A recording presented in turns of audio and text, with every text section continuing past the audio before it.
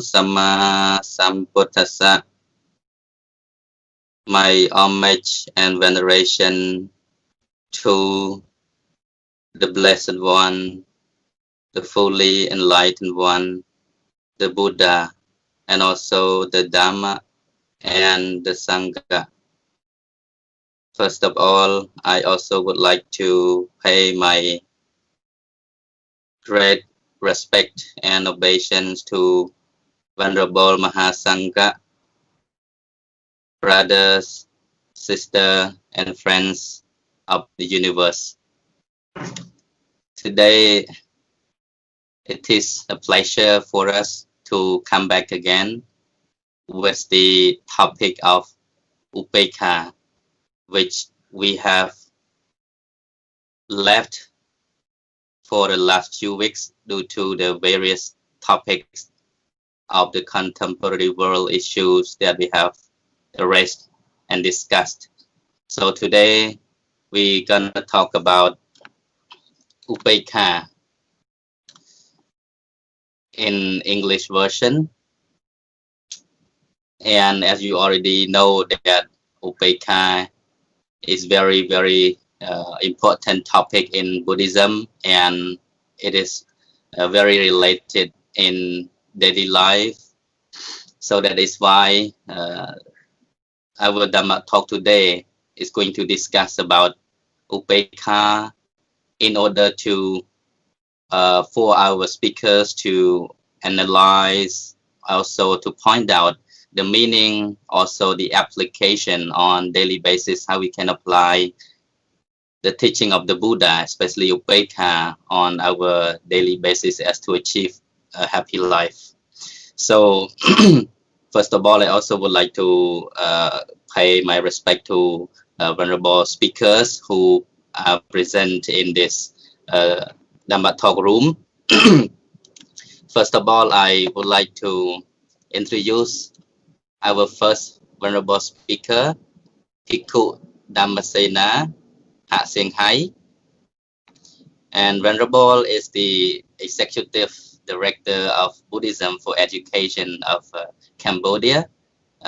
In short, BEC, which is located in Kampong Sima village, Sangkat Watko, Battambang City, and Battambang province, Cambodia. And he has been very active in teaching Dhamma both in Cambodian and especially in English language, and also involved in many social activities in order to help support the development of the Cambodian society.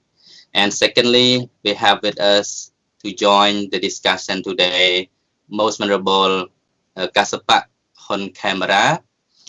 He is now the Executive Director of International Cambodian Buddhist Center in Sri Lanka. And Venerable is also very prominent young Cambodian monk who has been very active in spreading the Buddha teaching, especially in on international stage. And recently, Venerable also conducting many meditation courses as to help people get involved with building mindfulness and cultivating a happy life. And thirdly, we have Most Venerable Dhammasiri, Chanthy, who is now the Secretary General of the Cambodian Buddhist Monk Society in USA. And Venerable is also the Abbot of Wat Khmer, PRC, Arizona State, USA.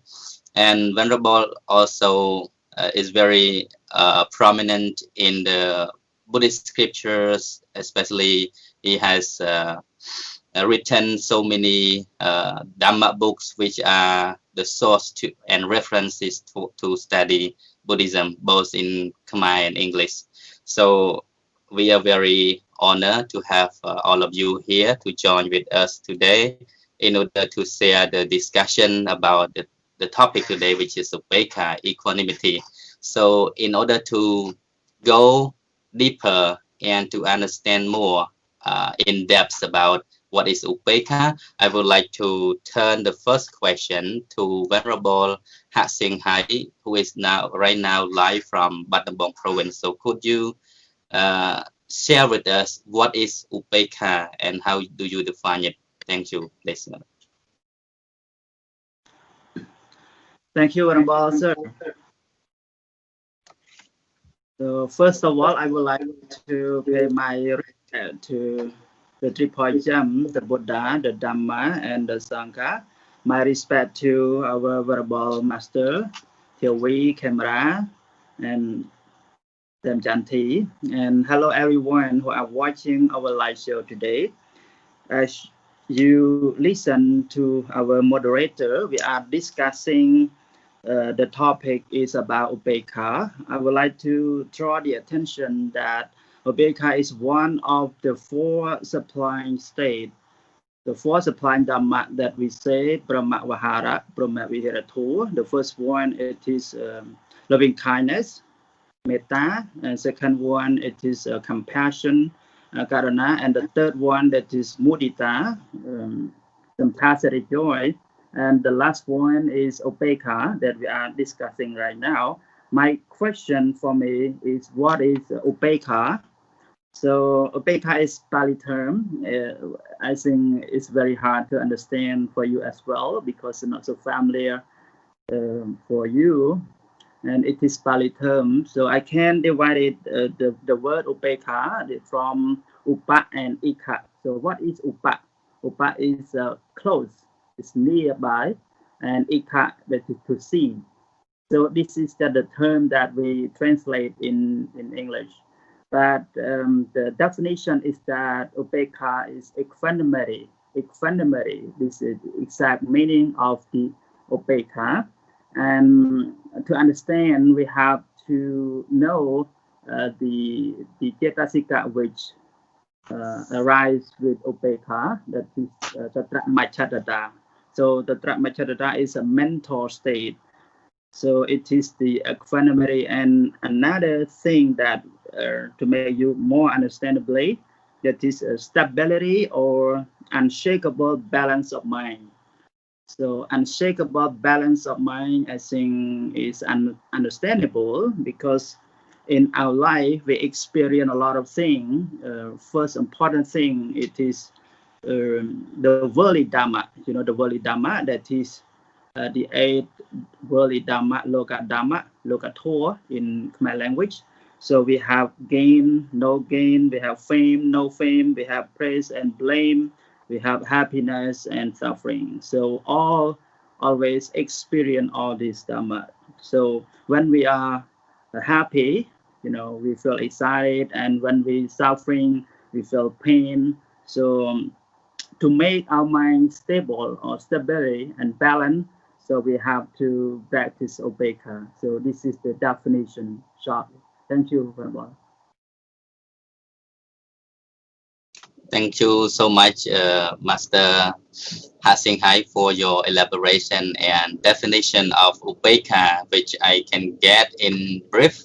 That is equanimity, or it refers to the mind, that is the mind of equanimity, or what we call equanimous mind, balanced, stable, and steady, which means unshakable. The mind which is unshakable, even it is touched or disturbed by any other kind of feeling, but we remain steady and stable, just like the water on the surface, which is calm, clear, and pure.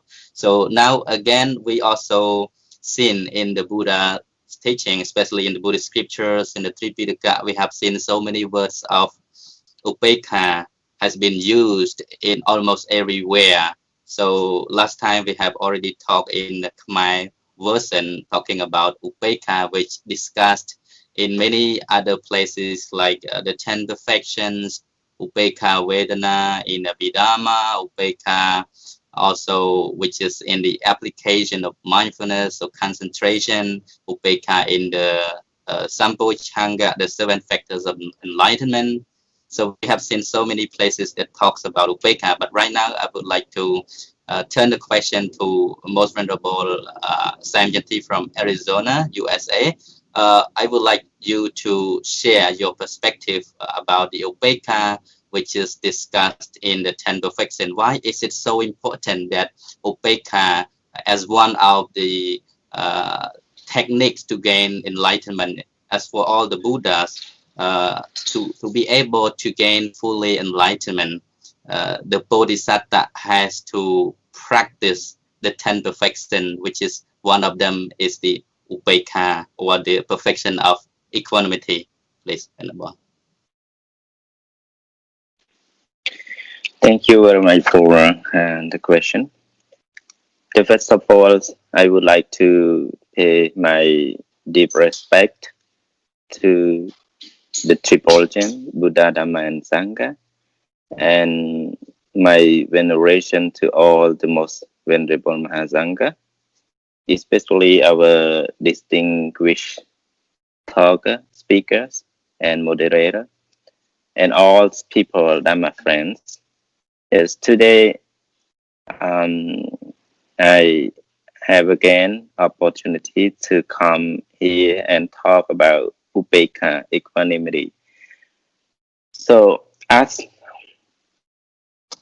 Venerable Dhammasena and Venerable Muniputto mentions about Upekkha, the word Upekkha, as we know, is equanimity or unshakable mind or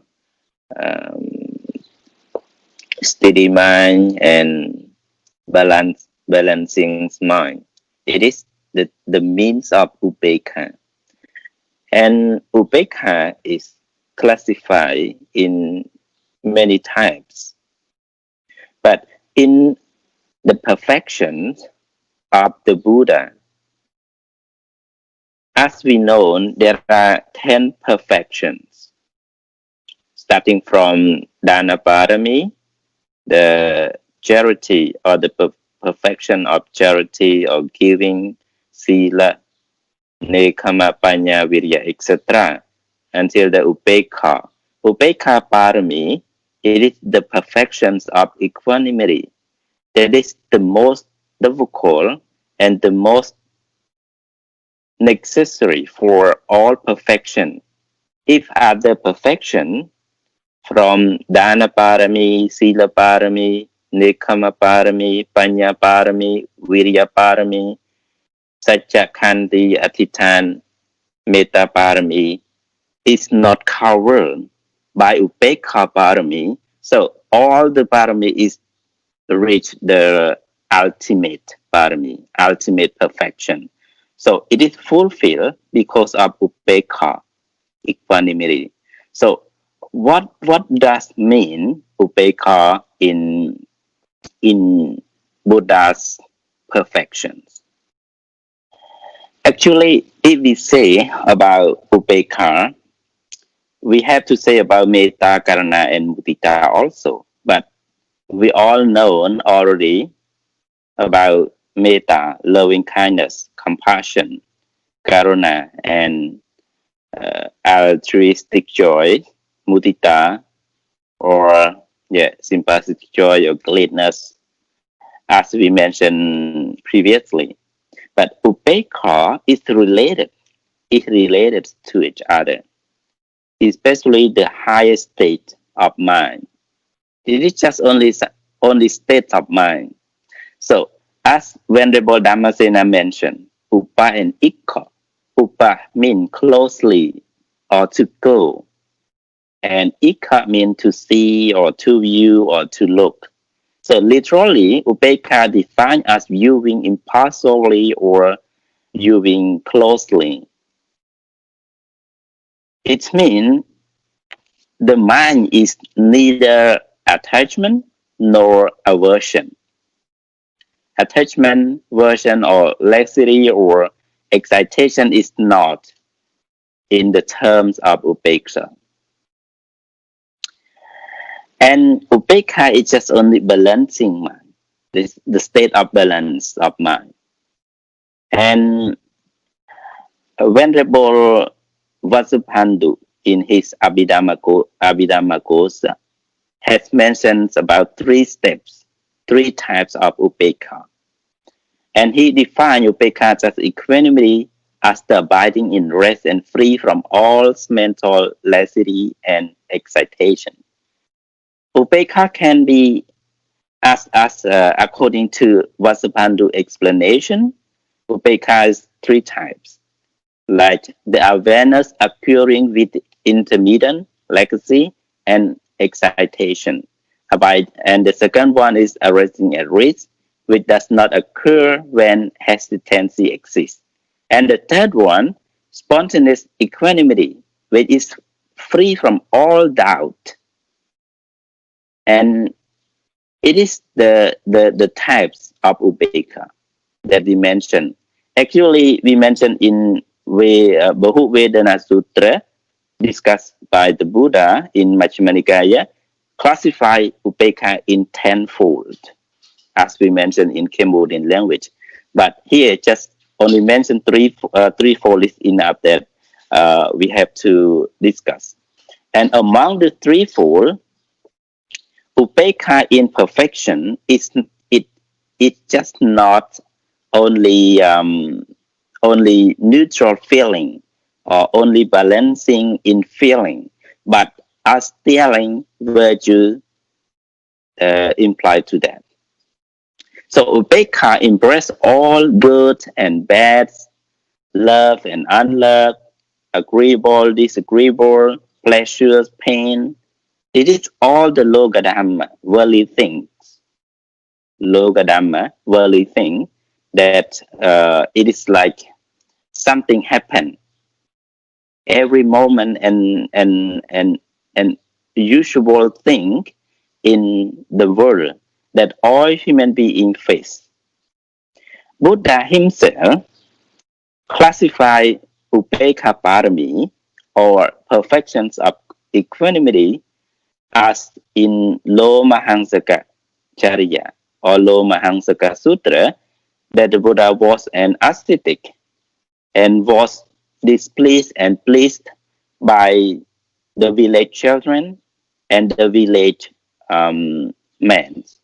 And the Buddha at that time, as a Bodhisattva, he said in his word, those who caused me anguish and those who gave me happiness, I was the same to them all.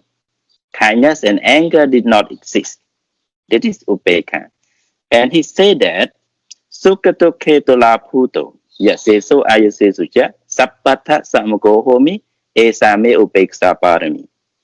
Having become balancing toward happiness and anguish, toward honors and reproaches, I was the same in all circumstances. That is my perfections of equanimity. So Buddha discussed himself and defined himself. The Upekkha Parami it means to equal and balancing to all worldly things. So this is the Upekkha in perfection. Thank you very much. Sadhu Pante Dhammasiri, for your well explanation about the Upekkha Parami, or the perfection of equanimity, which is very compulsory for any bodhisattva in order to gain complete enlightenment as the Buddha, that he has to go through and undertake these 10 perfections. So you already also mentioned so many places in the Buddhist text that talks about Upekkha, where I can catch up with the meaning about balancing the mind between happiness and sorrow, fame, defame, gain and loss, praise and blame, etc. So that is very interesting that you add to the point where we discussed about learning how to get the mind of equanimity, Upekkha. So now, without further ado, I would also like to put another question for Most Venerable Kashyap on camera. I know that you've been teaching meditation and yourself been practicing samadhi or meditation for a number of years. So in this case of meditation or or concentration, samadhi. How Upekkha play its role in the case of meditation? We see that Upekkha has also been mentioned in terms of samatha, samadhi, or concentration. So what is your response on that? Thank you.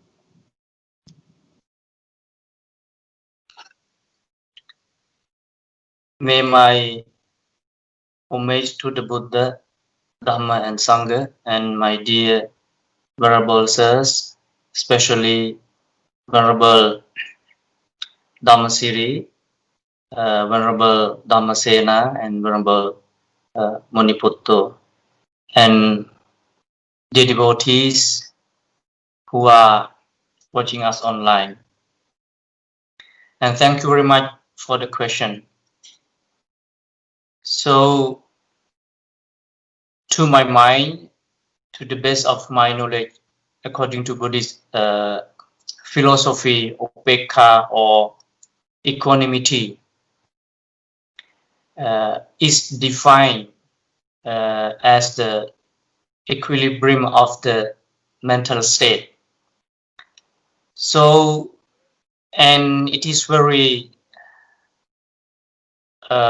important mentality to be cultivated in meditation.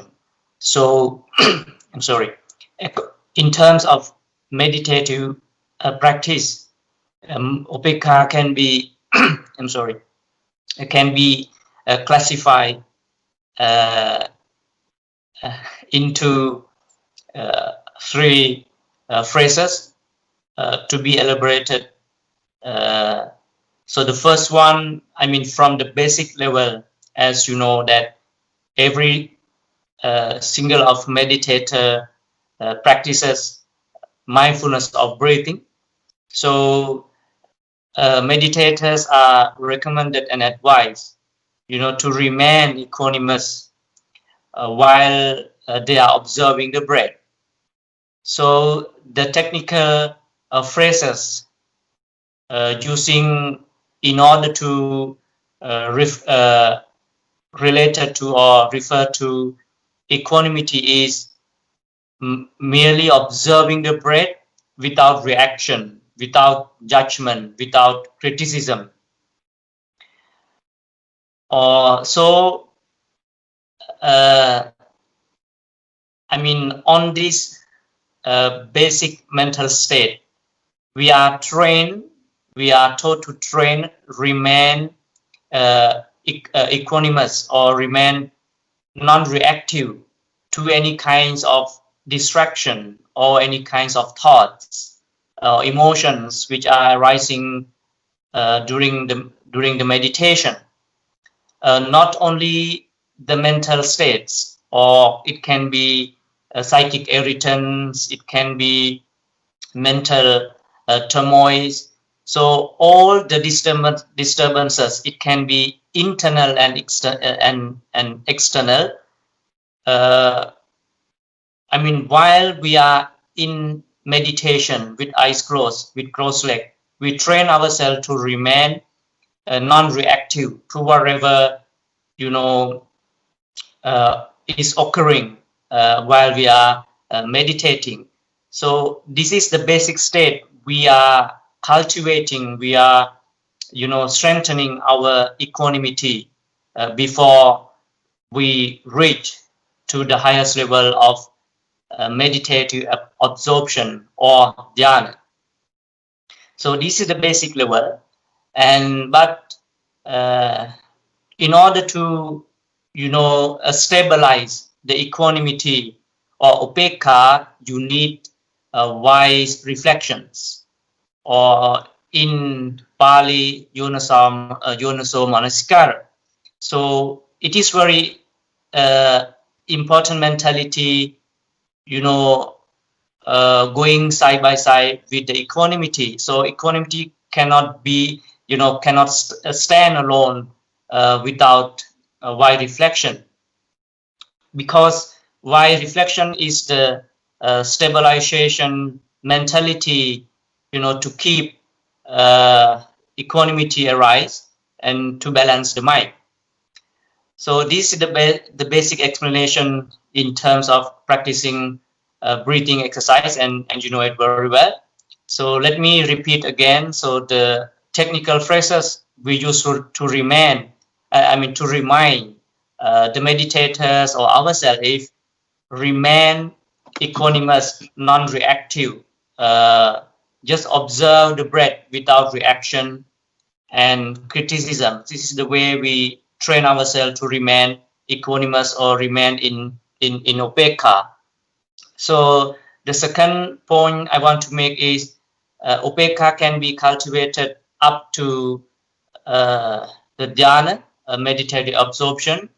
I mean, in terms of cultivating Brahma Vihara, Chattara Brahma Vihara, so the four sublime states or four immeasurables. So Upekkha can be cultivated up to for dhyana.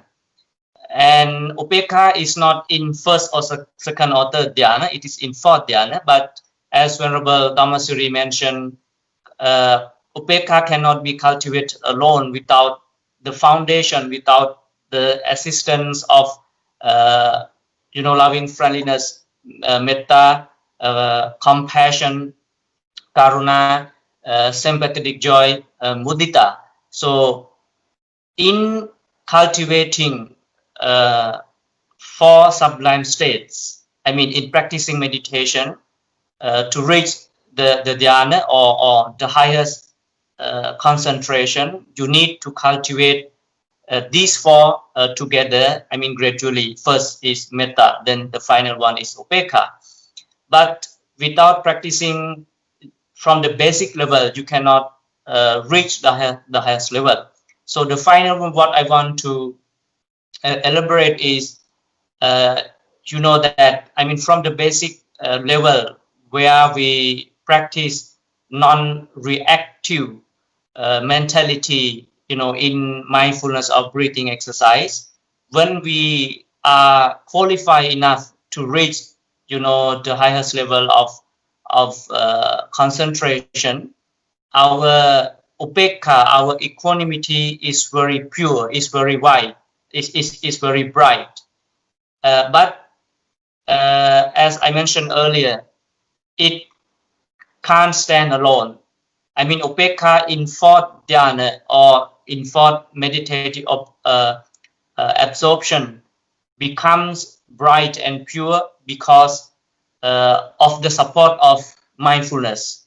So upekkha satiparisuddhing. So this is where the discourse emphasizes that upekkha can be pure, can be bright, only the mindfulness is come to the peak of its purification. So in conclusion, even from the basic level to the highest level, upekkha keeps its quality from the beginning to the highest level. So the quality is, as Venerable Dhammasiri and Venerable Dhammasena elaborated, the balance of the mind or the steadiness of the mind. So that's all from me. Thank you very much. Sadhu Pande, that was very insightful, where you talk about Upekkha, the mind of equanimity when it comes to the meditation practice. And as I can get from the point where you talk about non-responsive or non-reactive, especially when you are meditating with the eye closed, observing reality, observing the phenomena which is arising and falling in time of meditation practice. So we just see the nature of thing, the phenomena which arises and fall away. We just see to its true nature without blind reaction to whatever feeling that we may face during a time of meditation, whether you feel painful, whether you feel happy during the meditation. So all you need to do is to keep your mind balanced, and that is you maintain your upekkha. And as you already mentioned, that upekkha can be developed up to the fourth stage of jhana or the absorption, mental absorption or jhana. And so you also place the importance of mindfulness or sati, awareness, only with full awareness that upekkha can be purified, that upekkha can be very pure, calm, and clear. Without sati or full awareness, upekkha cannot be truly arrived, especially to reach at the level of the fourth stage of jhana. So thank you very much for your very insightful explanation concerning what's the upekkha in the meditation practice. And again, I would also like to turn to the attention of audience. If you have any questions concerning with the topic that we are discussing right now, or some factors which are not clear to you that we've been discussing over, so you can also comment your question in the video, and at the end of the session your questions will be brought to the speakers. So again, without further ado, I would like to begin again with another question to Most Venerable Dhammasena Sienghai, who is live from Battambang, Cambodia.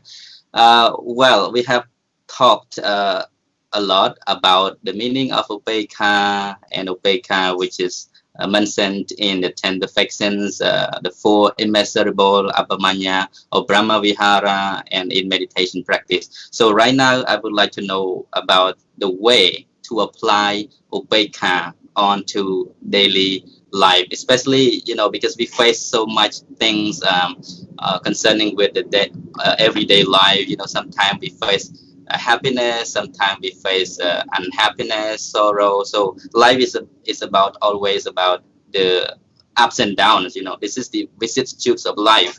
It's about ups and downs. We not always face things we want, but at the same time we also face things which is unwanted, unpleasant. So right now I would like to ask just only one area. How do you solve or how do you keep your mind balanced? How do you develop metta, especially when facing thing which is unpleasant, as dukkha, as sorrow? How do you apply upekkha in terms of facing things which is unpleasant? Please, Monday. Thank you for the question. How we keep our mind to be equanimity, upekkha, when we are placing the unpleasant feeling. Yeah, in our life we face a lot of problems, face a lot of experiences, like it's happened in life as a peer. There is a right and there is fall, there is success and there is failure, there is loss and there is gain, there is honor, there is blame, there is happiness, there is sorrow, there is delight and despair, there is disappointment, there is dissatisfaction, there is hope, and there is fear. So we have to understand the meaning of life. So we do not, experience only the pleasant feeling, and pleasant feeling also happen in our mind. So this is the reality. So as we know the reality of life, so we practice vipassana, so we can keep the mind steadiness and balance and stable to be upekkha. So I think it's very important for our life that we can cultivate and train from the insecurity to be upekkha, to be avoid from the worldly Dhamma. So the worldly Dhamma, I think as we are Patujana, the worldly person, we cannot avoid it. So we always face those things, that is gain, no gain, fame, and no fame, praise and blame, happiness and suffering. So this is the reality of life. So as we understand, we can keep upekkha citta. So thank you, brother. Sadhu Pante for your explanation concerning with how to maintain the mind of upekkha while facing downfall in life or unhappiness in life. And again, I would like to turn the same question to Venerable Samyanti. How do you manage to keep the mind balanced while facing things which is unpleasant? Thank you very much for the question. It is not perfection anymore, but for the daily practice, yeah, it is very important, and it generally for all human beings that facing worldly thing, like the most venerable Dhammasena mentioned about 8 bases of the world, like gain or loss, fame, defame, pleasure, displeasure, honor, dishonor. That's all of these worldly things are existing in our day-to-day life. So, in order to maintain our mind in balancing position, we actually have to cultivate, develop from the very beginning. I mean, to reach equanimity or upekkha in our daily practice, we cannot practice upekkha alone without starting from metta, karuna, and mudita, as mentioned by Venerable Brother Kashyap.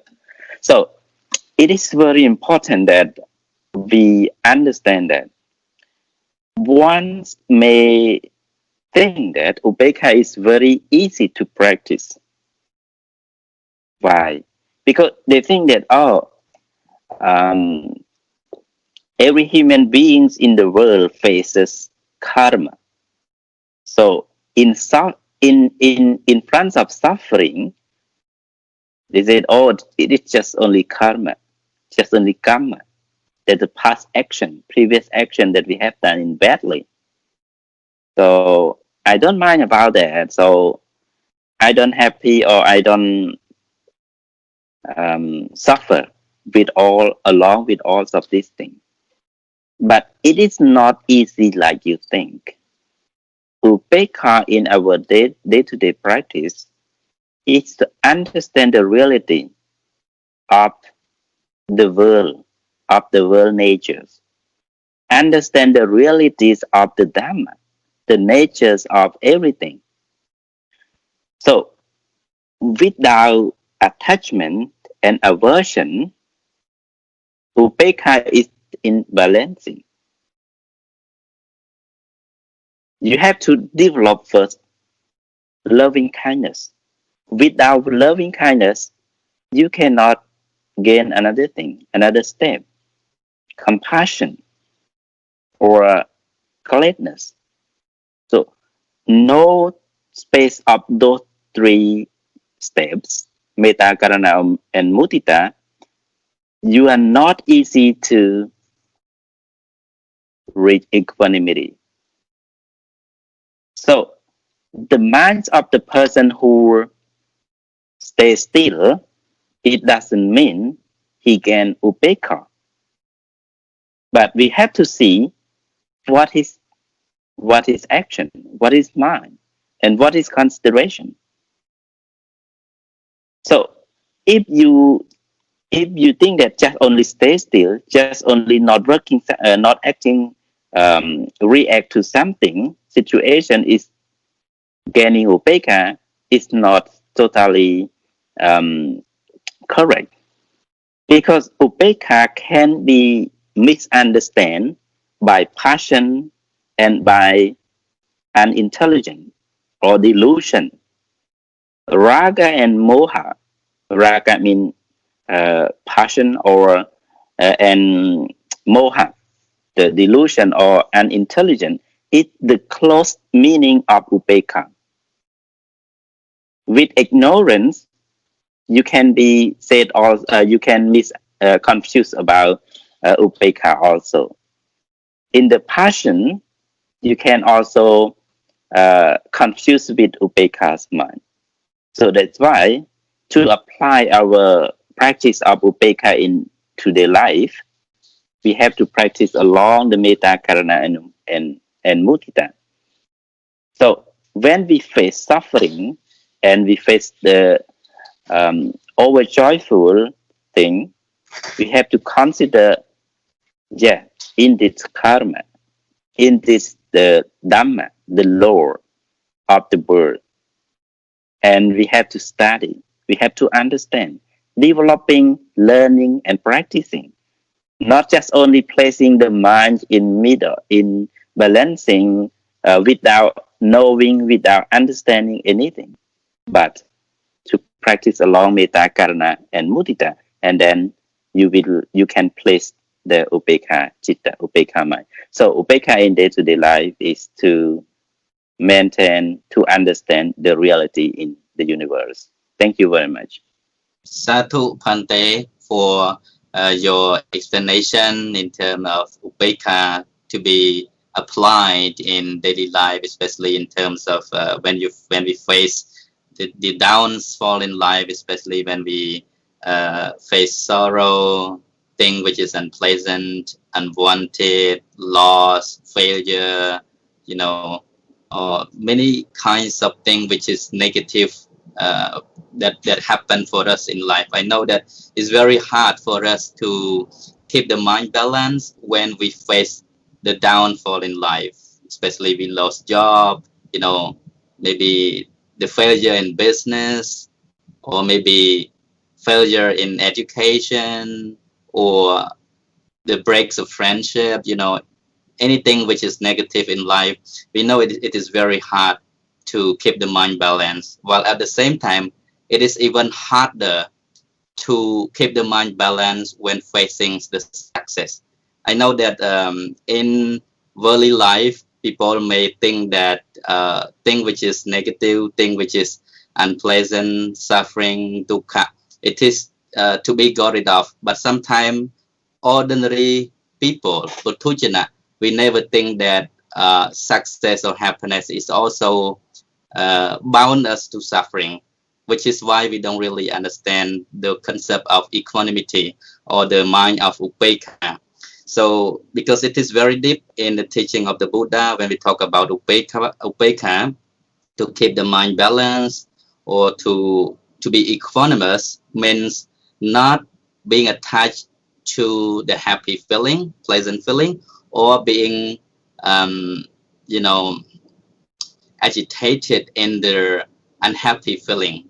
Like when we face negative things, the mind may turn to anger, may turn to repugnance, badika, or unpleasant feeling. But when we face something which is successful, which is pleasant, we turn to be attached. A mind of raga, just like Venerable Chanthy already mentioned, a mind of passion, loba, attachment can arise, especially when we face things which is pleasant. So in this case, I would like to ask the question to Venerable Kashyap on camera.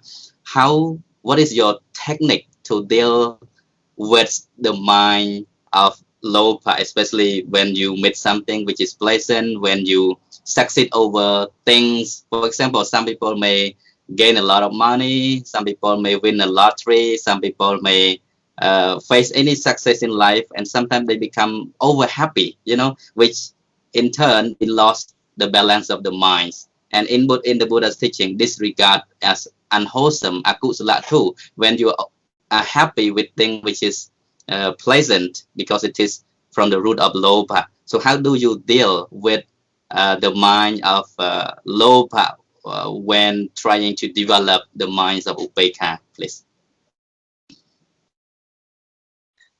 Thank you very much, Venerable Muniputto, for the question.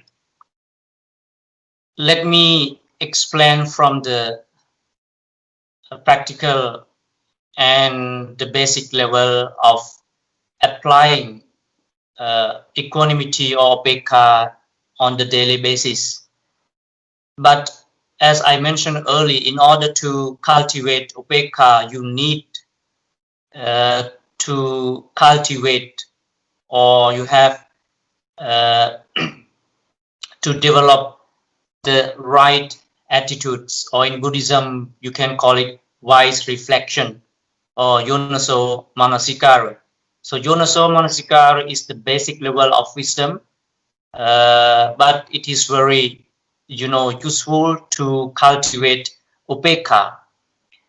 It means that every single of us has to face calamities, problems, disasters, chaos in life, as well as we have to enjoy or experience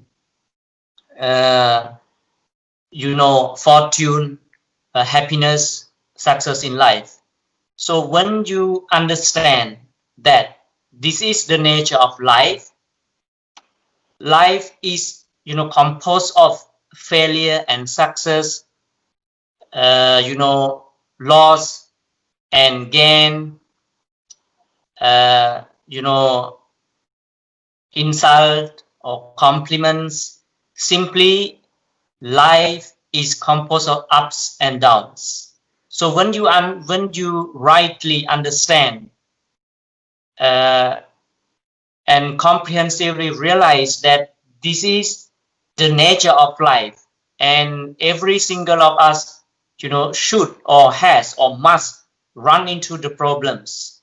Problems are not inevitable, unavoidable. So when you come to the state of full of understanding or comprehension that this is life, even the Buddha, everyone on the earth, you must encounter the failure and success in life, simply bad and good, so ups and downs in life. So when you have that right understanding, it's really easy to let the equanimity or upekkha to arise.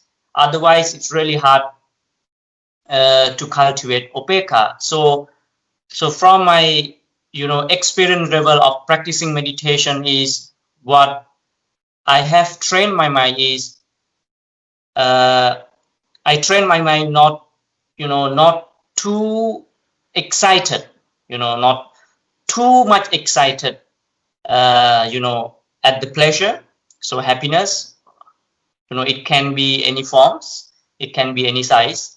So I train my mind not to be excited or not to be too happy at the pleasure, and I train myself not to be depressed,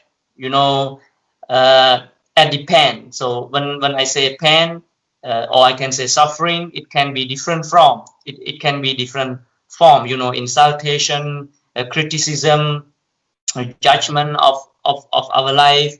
So when we remain equanimous and we train ourselves not to react that fast. So I'm not talking about the highest level of practicing upekkha, because we are still ordinary human, even we are monks. So I try to remain calm, not to react, and thinking that this is life.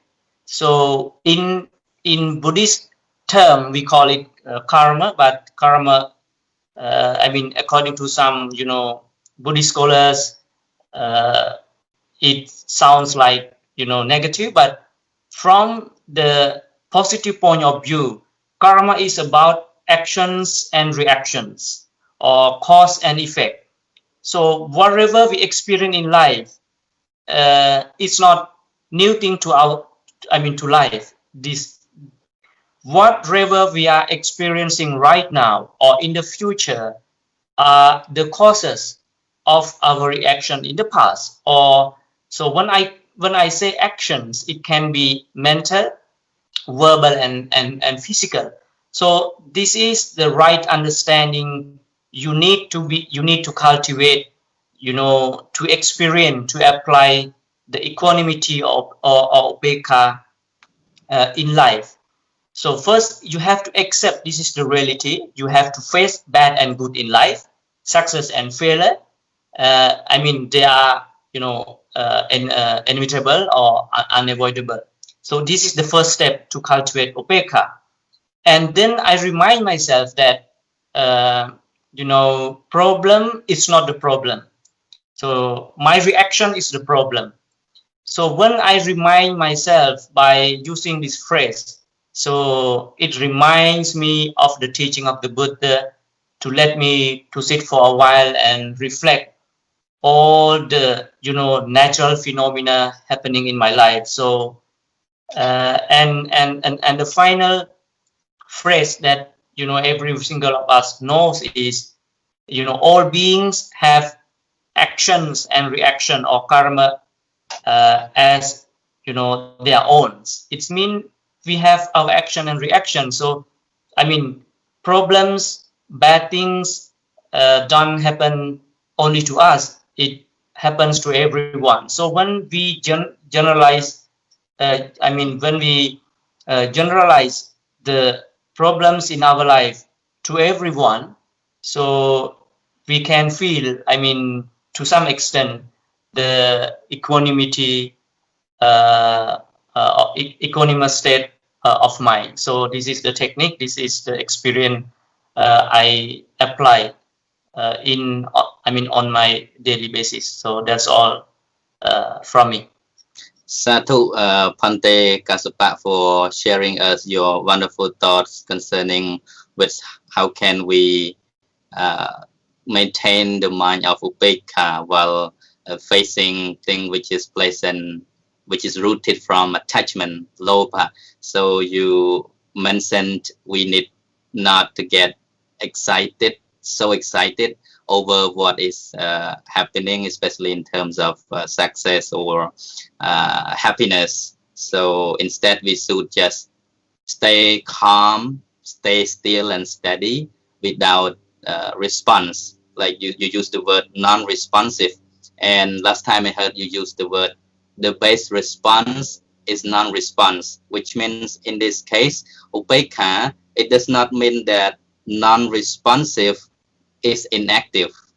It doesn't mean that we are not active when we not respond, but actually we are so active when we not respond or react blindly over what is happening. Because the fact in the Buddha's teaching is when we come to mind training, we need to just observe and see reality the way they are. As they arise, we just see the nature, sadness as sadness, happiness as happiness, pain as pain, dukkha as dukkha, but without any blind reaction to the idea that this is my pain, oh, I'm so painful, I'm so excited. No, you don't get stuck in the idea because you learn just to observe and see things without judgment, without giving the label or applying the colors to what is happening, but rather you learn how to look at things with full awareness, with your wisdom, not just simply react what is happening. So we know that the mind pattern of every very ordinary person like us, we normally very responsive, very reactive. If something touches our mind, either it is pleasant or unpleasant feeling, we start to, the mind gets very easily, according to its nature, its pattern of the mind, we get easily reactive, responsive to the situation, even without the, well observation into the nature of reality.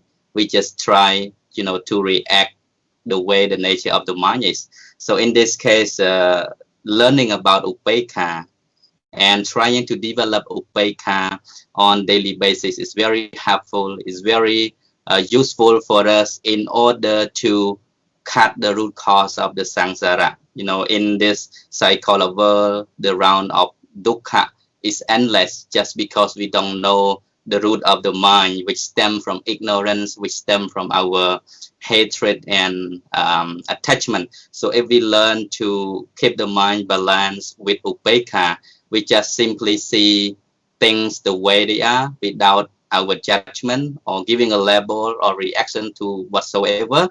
So things arises, it will just fade away. And so we are not bound to suffering in terms of, building a mind of aversion or attachment. So thank you very much, all Venerable Sir, for your explanation. So now we come to the session of reading question.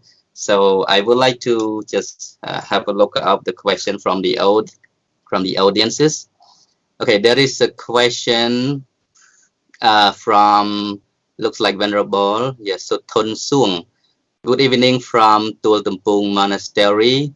Could you tell me what is the difference between Upekkha in Abhamanya and Upekkha in Brahma Vihara? So Venerable Sienghai, what is your explanation on that? Upekkha in Abhamanya and Upekkha in Brahma Vihara, is it the same? Okay, so you can answer first and then you can pass to Venerable Chanthy. Thank you.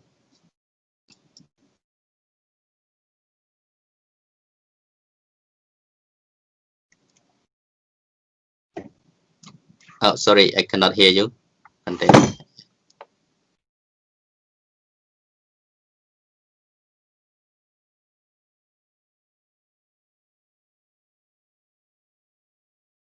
Hi, thank you for the question. Upekkha in Brahmavihara is Tatra Machadata Cetasika mental state, so it is the balancing of mind.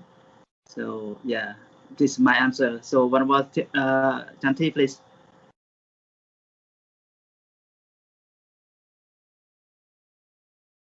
Yeah, thank you for transferring the question to me. Appamanya, when we say appamanya, we have to refer to the mental states. So Upekkha, even though in the 52 mental states did not mention exactly what mudita is, but it is mentioned that Upekkha refers to Tatra Machatata. And there are many other definitions of Upekkha in Tatra Machatata that the Buddha mentions in Chalang Upekkha, the 10 folds of Upekkha. There's mostly Tatra Machatata. It is mean the standstill of mind. When you develop mind to the high level, the high levels of developments of our mind, from metta, from karuna, from mudita, and in turn to the upekkha mind. So your mind is standstill. Your mind is balancing. This balancing related also to the feeling. It is the upekkha in appamanya that refers to the fourth jhana. Even though in Buddhist scripture practice applies to the daily practice, Buddha mentioned many occasions. For example, in Super Sutra, that the young man called Super, the son of Totaya Brahmin, approached the Buddha and asked him about how to apply the force of plan living to our day-to-day life. Buddha mentions about how we practice by the monk or the meditator dwells with 1 quarter, 2nd quarter, 3rd, 4th, and everywhere below, about, and everywhere, every place, in every way, with the minds, pervading the mind with loving kindness, compassion, gladness, and equanimity to all living beings, without ill will, without hatred, and without without any attachment. That is how appamanya, upekkha in appamanya applies. But in Brahma Vihara also can be mentioned in the same way that the Buddha mentioned in the Buddhist canon.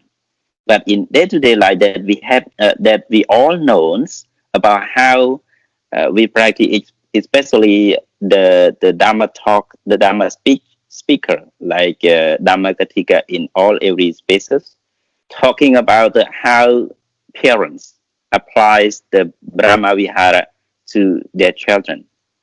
In this manner, Dr. Reed David, the first Tripitaka Pali English translator, explained about how Brahma Vihara applies in the parent minds. He said in his books, Dr. Reed David said that Brahma Vihara like the mother who have 4 children. It is like that. Her desire for the growth of infant is as metta. For the recovery of sick child as the karuna. For the maintenance of the gift displayed by the youth as mudita. Whilst her cares not to hinder the careers of her grown up son is Upekkha. It is how Upekkha in Brahma Vihara applies in day-to-day life. So I just give a short explanation about the Apamanya and Brahma Vihara of Upekkha. So thank you for the question.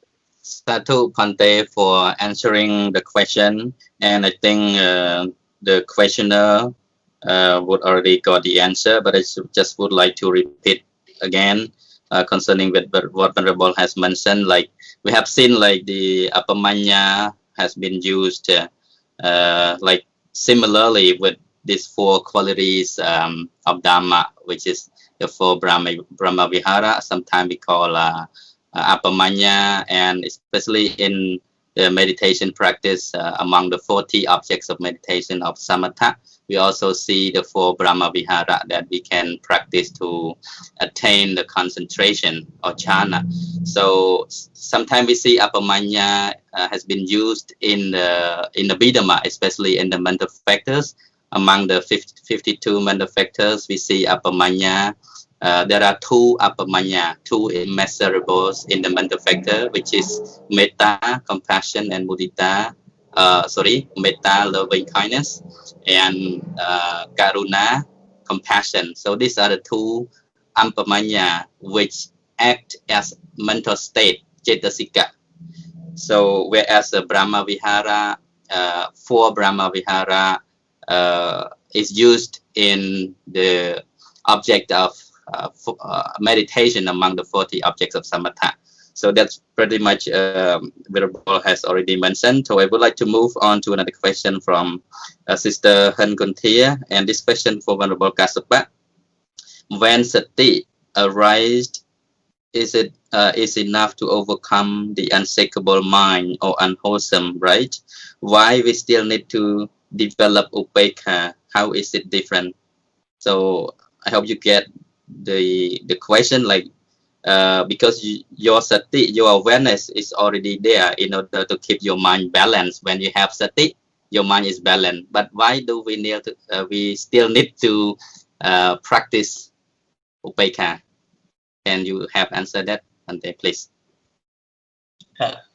Thank you, Sister, for the question, and thank you, Venerable Theavy, for reading the question.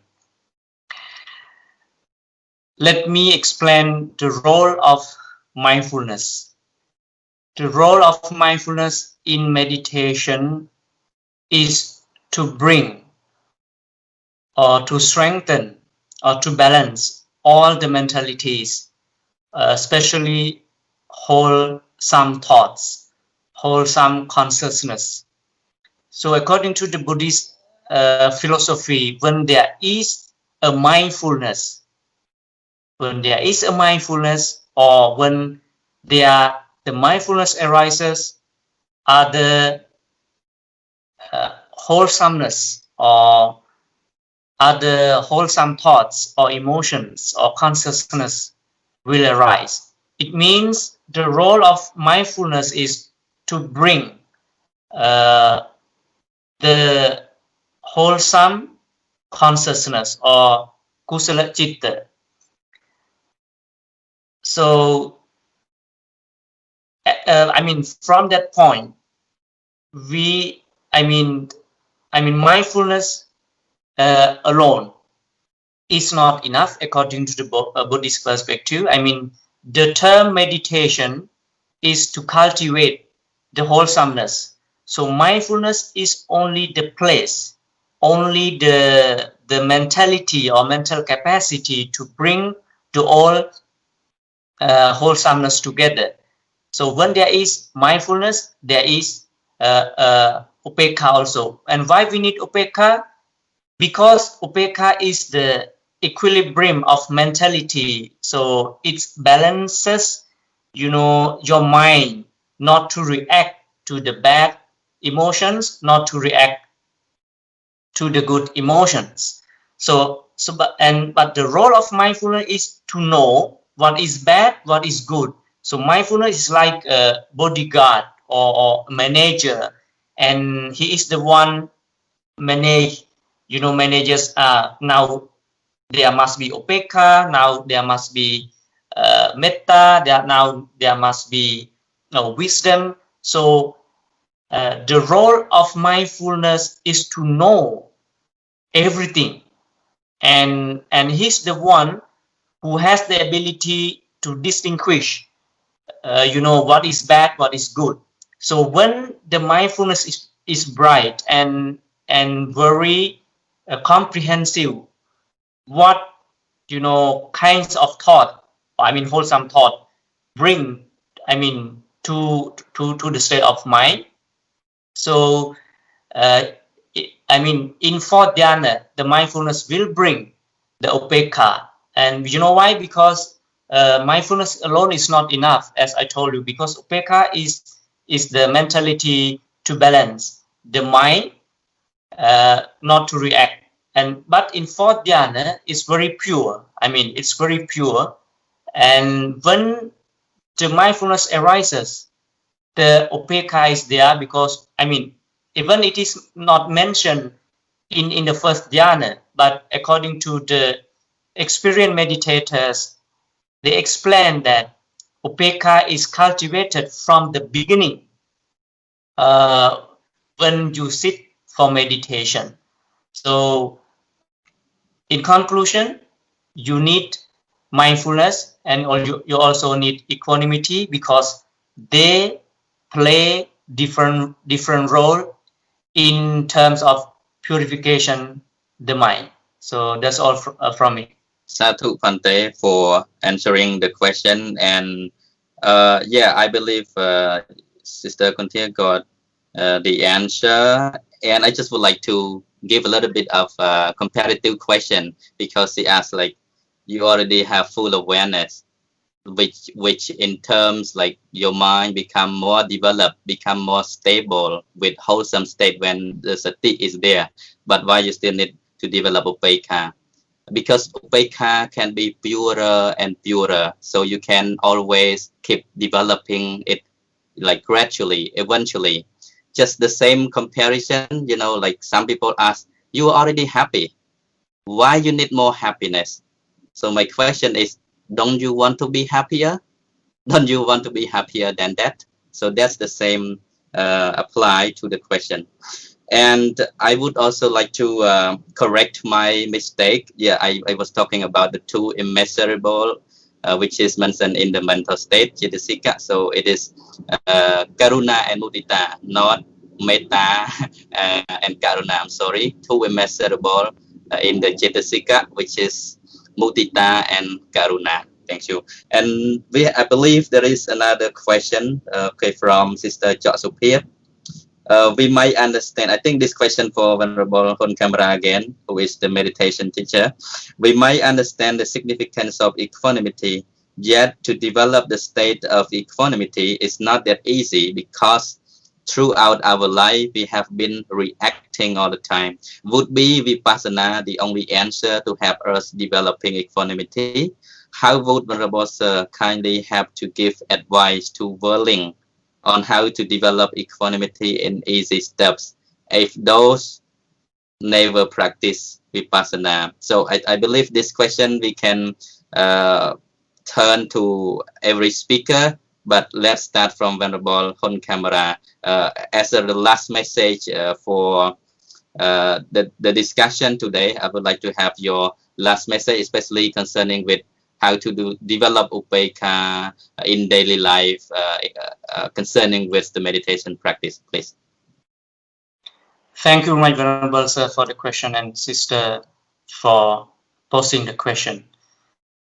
So, as we elaborated earlier, that Upekkha is very broad topic to be discussed, to be comprehended.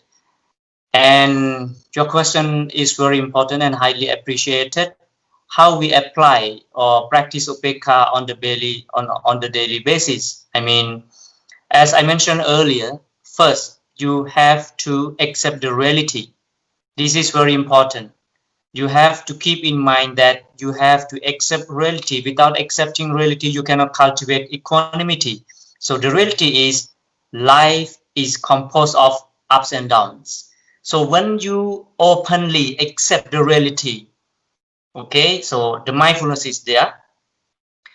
So when you honestly or realistically accept the reality that this is life, there is ups and downs, there are ups and downs in life. So once you accept the reality, you can use the Upekkha to understand.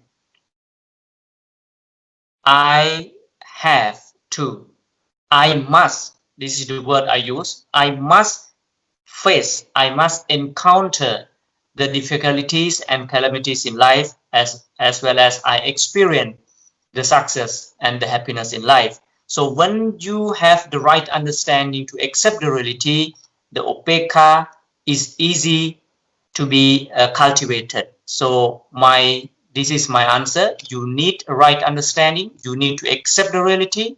Otherwise, you cannot cultivate Upekkha. So that's all from me. Thank you very much. Sadhu Bhante for your last message. And now I would like to invite Venerable Dhammasena Sienghai. What is your last message on Upekkha? Thank you, Venerable. I think when we practice Upekkha, it is very beneficial for our life, as we see the root of the word Upekkha. This is from Upa, that is closely, Ikha, that is to see. So to see closely, that is to understand things as they really are. The question asked about to practice Vipassana, that is to develop Upekkha. So I think we can apply in our daily life as well for every people to practice Upekkha, to keep our mind stable and calm and balance of mind. Most important thing, I think, in the internetization, I mean, in the social media right now, we see a lot of things that happen, and most of the people just see the photo, just see something that happened on media, and they have the judgment. It is bad and it is good. We don't sometimes keep the mind balanced or to see things as they really are. Because people always believe the vision of the eye, not the vision of the wisdom. So when we have Upekkha, we can see things as the vision of the eye plus with the vision of the wisdom. So it is the benefit of Upekkha we have to develop and practice it. Thank you. Thank you, Bhante, for your last message. And Venerable Chanthy, what is your last message for our people to practice Upekkha on daily life? Thank you for the last question for me. And recall to my talk earlier about the apamanya in mental state. It is mentioned that we have mentioned only 2, karana and mudita, but actually 4 in the 52 mental state, as mentioned in the text. Abhyapadena metahe atatra machatatayacha upekkha kahitayasma tasma nakahitayupo. It means in Cetasika, the 52 mental state, metta is refers to the abhyapada, non-aerial, and upekkha refers to tatramachatata. That's why those 2 Brahma Vihara points, not talking in the mental states, but it is actually fully taught by the 52 mental state, and refers to Sister Hingunti's question about sati and upekkha. We can check to the 7 factors of enlightenment that discussed by the Buddha about the sati sampojanya. The very beginning, actually mindfulness, sati. When we apply sati in our mind, so all the Dhamma is equal, but sati is not enough. Because when you practice sati, you can your mind is balanced, your mind is understand the real is stay still, but it's not upekkha mind yet. So after applying the sati sampojanya, there is the Dhamma investigation, Dhamma Vicaya Sampojanya. Dhamma Vicaya Sampojanya is to study the reality, as mentioned by Brother Kashyap, the understand the reality, and then piti, joyful happening in this Dhamma investigation. And this piti, joyfulness also is not balancing. So we need much effort. Virya Sampojanya. Try to cultivate, try to do that more and more, try to develop it more and more, and then we will gain the passaddhi, tranquility, passaddhi sampojanya. Passaddhi sampojanya is not the final, but upekkha sampojanya. It is the main thing to control everything, to apply, highly applies of the an arahant. So my last question, my last message for the upekkha, as mentioned by Venerable Dhammasena, in our social media, there are many things happen. So before believe, before judge anything, you have to apply your mind through the upekkha. It means to understand the reality and check the cause and effect. Check the cause, what and why and where this thing come from. So upekkha mind is very important in this manner. Before judging something, please think deep fully. So thank you very much for the question.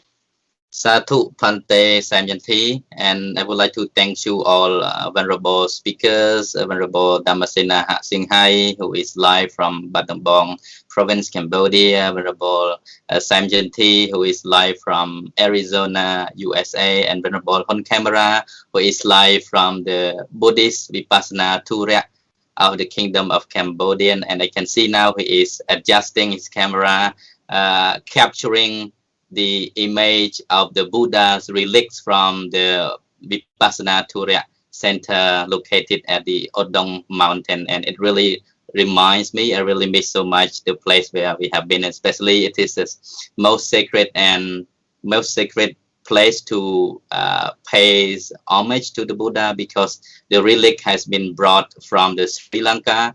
It was a donation from the government of Sri Lanka. So we're going to see that later when we come to meditation, Metta Bhavana, radiating loving kindness guided by Most Venerable Kashyap. But before the end, I would also like to add the last message that Upekkha, the mind of equanimity or equanimous mind, is very important, that we learn to keep our mind balanced in order to just observe reality, whatever is happening in our life, without immediate response to any situation.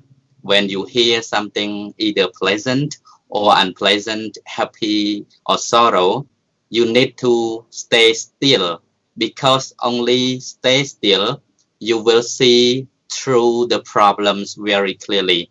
Another simile, comparing to the water, when you stir the water, so the mud can appear in the water, which blinds you from seeing to the bottom of the water.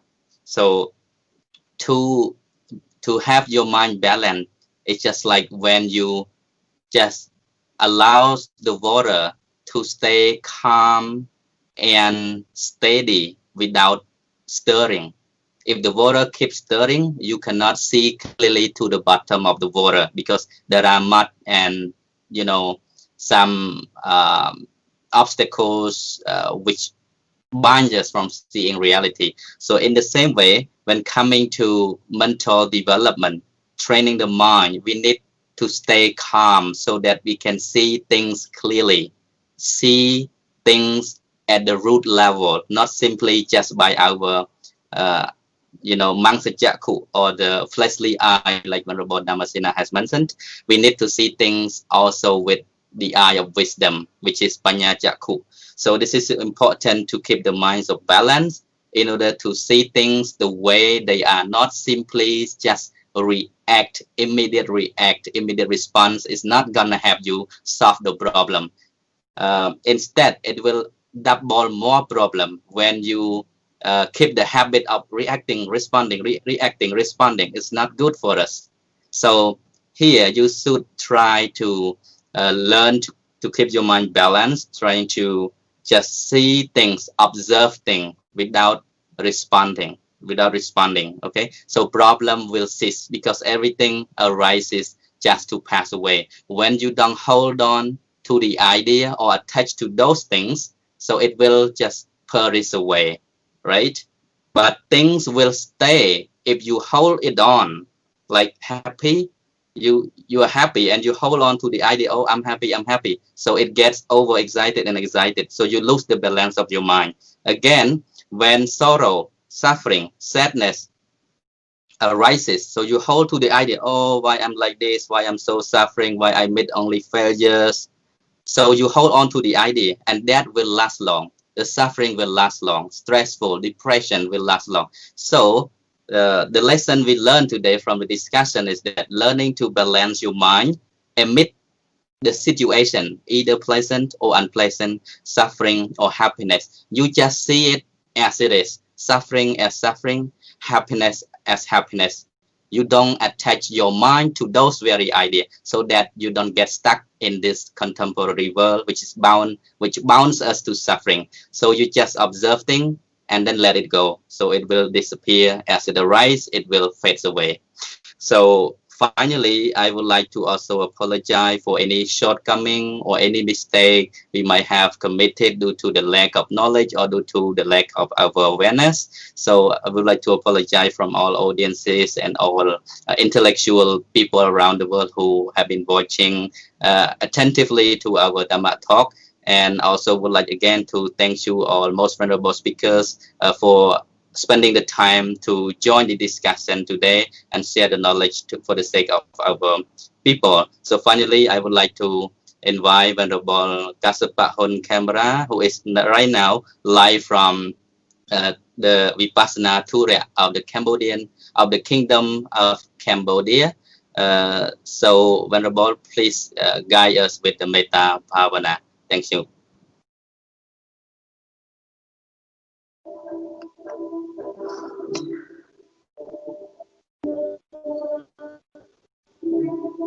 My dear Venerable Sirs and my dear devotees around the globe, it's time for us to practice loving friendliness meditation.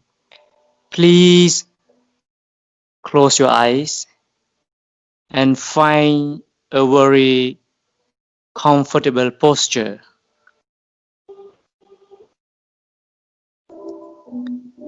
Please take a very deep breath 3 times to relax your mind and body.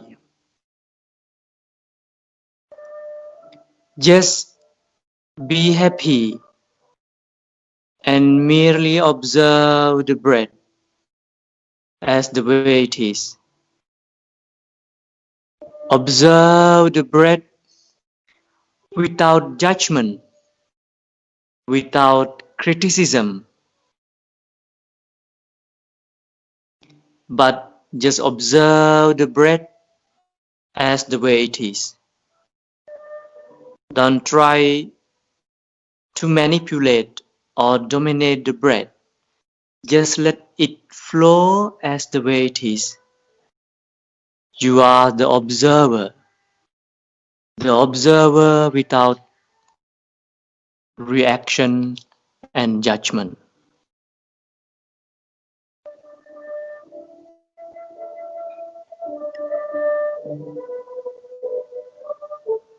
While you are observing the breath, you can pay your attention to what I am reading.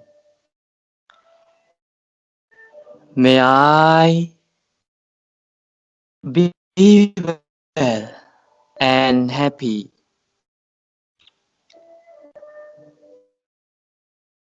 May I take care of myself happily. May my dearest ones be well and happy. May all living beings be well and happy. May all my enemies be well and happy. Now you can let your mind flow with the sentences which are to be read. In order to practice Upekkha, life is composed of gain, loss, ups and downs, love and hate, fortune and misfortune, success and failure. These are called actions and reactions, causes and effects. What goes around comes around. This is the reality of life. Every single of us runs into the problem because this is the reality of life. But they can be encountered with equanimity. You can recite mentally, I have actions and reactions as my own. My dearest ones have actions and reactions as their own. May all beings have action and reactions as their own. May all adversaries have their own action and reaction as their own.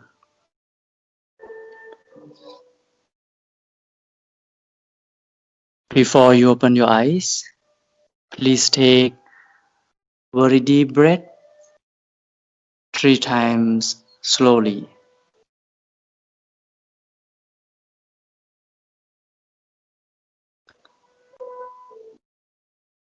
Thank you. May you be well and happy.